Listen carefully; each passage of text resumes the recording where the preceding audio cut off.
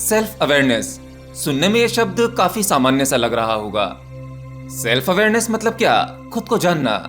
अगर आपसे मैं पूछूं क्या आप खुद को जानते हैं, तो हो सकता है आपका जवाब हाँ में हो। पर इस छोटे से शब्द का मतलब इतना सा ही नहीं है, इसमें बहुत गहराई है। सेल्फ अवेयरनेस, इसको लेकर केवल कुछ ही लोग काफी सीरियस रहते हैं, क्योंकि वो जानते हैं कि इससे क्या कुछ किया जा सकता है। असल में आप दूसरों को तब तक नहीं समझ सकते हैं जब तक कि आप खुद को ना समझें। एक इंसान अपनी लिमिट और ताकत के बारे में तब तक नहीं जान सकता जब तक कि वो खुद को ना जान ले।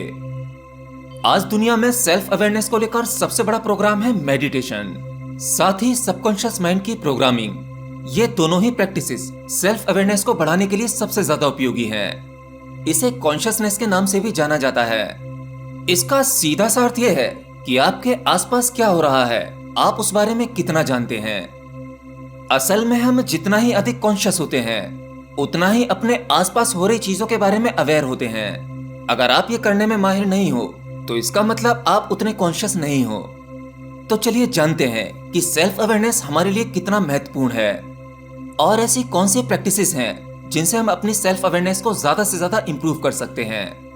हमारे आसपास हो रही घटनाओं को हम कितनी अच्छी तरह से जान पाते हैं, इसे हम अवेयरनेस कहते हैं। अगर हम बाहरी चीजों की जानकारी की बात ना कर खुद की बात करें, तो हम यह पाएंगे कि हम खुद के बारे में कितना जानते हैं। जो व्यक्ति खुद के बारे में जितना अधिक जानता है, उस व्यक्ति का सेल्फ अवेयरनेस का लेवल उतना ही अधिक होता है।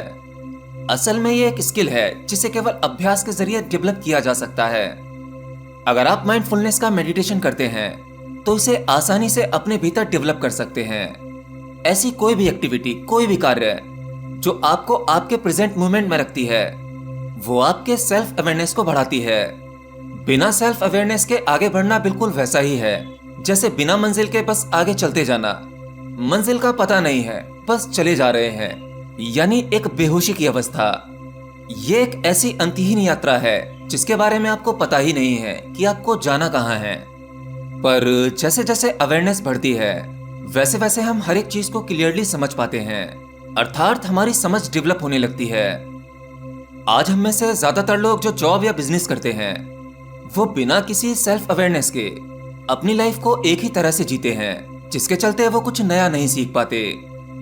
जब भी बात आती है खुद को जानने की, यानी सेल्फ अवेयरनेस की, इसका सीधा अर्थ है कि आप अपने मस्तिष्क की क्षमता के बारे में बात कर रहे हैं, उसकी कार्य प्रणाली के बारे में बात कर रहे हैं कि हमारा दिमाग किस प्रकार से कार्य करता है।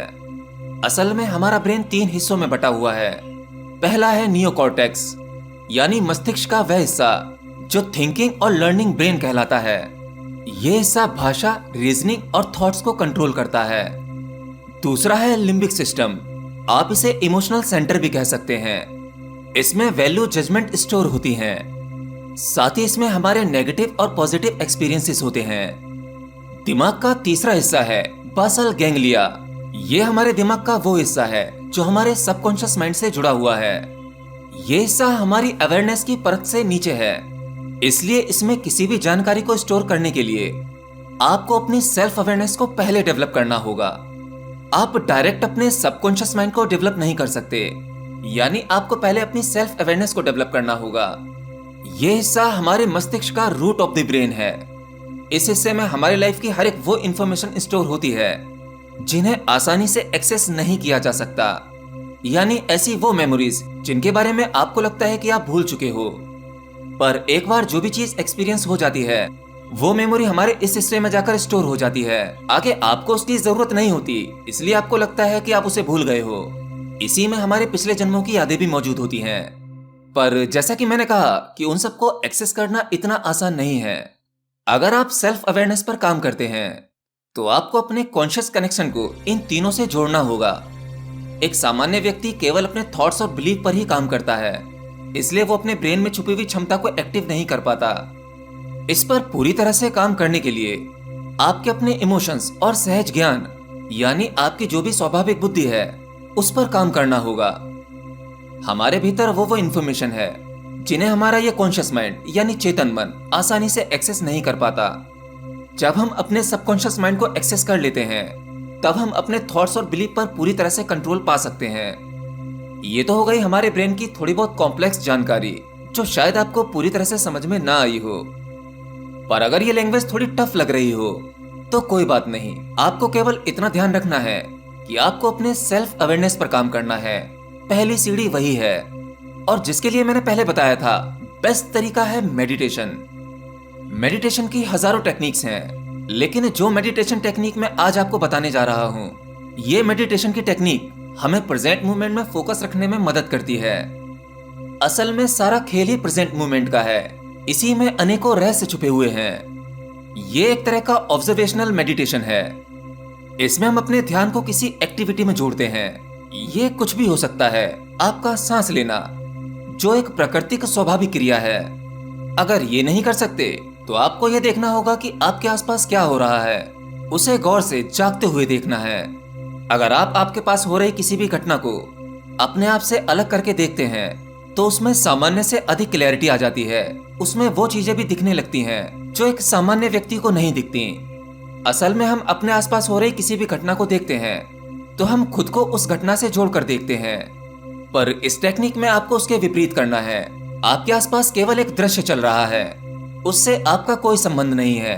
हर एक घटना मानो एक पर्दे पर चल रही फिल्म है। तीसरी चीज आप ये कर सकते हैं कि आपके दिमाग में क्या चल रहा है, कौन से दृश्य चल रहे हैं या कौन से विचार चल रहे हैं, आप उन्हें देख सकते हैं। यानी अपना ध्यान वहां केंद्रित करना है। कोई भी घटना, चाहे फिजिकल हो या कोई काम या क्रिया हो, या फिर आपके भीतर चल रहे सूक्ष्म रूप से वो विचार हो, इन सबका दृश्य के भांति आपको अनुभव करना है। लेकिन ध्यान रहे, इन सभी टेक्निक्स में आपको कोई भी अपना इंटरफेयर नहीं करना है। जैसे कि हम सांसों पर ध्यान लगाते हैं तो जो आपकी प्राकृतिक सांसें चल रही हैं उसी पर ध्यान लगाना है। सांसों में अपनी तरफ से कोई भी बदलाव नहीं करना है। या जो घटना आपके पास हो रही है उसको भी जस का तस वैसे ही अवेयर होकर देखना है। उसमें अपना कोई तर्क या वितर्क नहीं लगाना है। अपनी तरफ से अच्छा बुरा नहीं मानना है। जो जैसा हो रहा है बिल्कुल वैसा ही ऑब्जर्व करना है। यानी हमारे आसपास जो भी चीजें हो रही हैं उन सबको अगर हम होशपूर्वक ऑब्जर्व करते हैं या ध्यान की कोई टेक्निक करते हैं तो इससे हमारा अवेयरनेस लेवल बहुत ऊपर चला जाता है। ये एक जबरदस्त और आसान तरीका है हमारी सेल्फ अवेयरनेस को इम्प्रूव करने का। किसी भी प्रकार के मेडिटेशन के सफल होने के चांसेस जब भी होते हैं जब ध्यान करते समय किसी भी चीज को मॉनिटर ना किया जाए, बस जो जैसा चल रहा है उसे चलने देना है बिना किसी तर्क वितर्क के। Just be A watcher.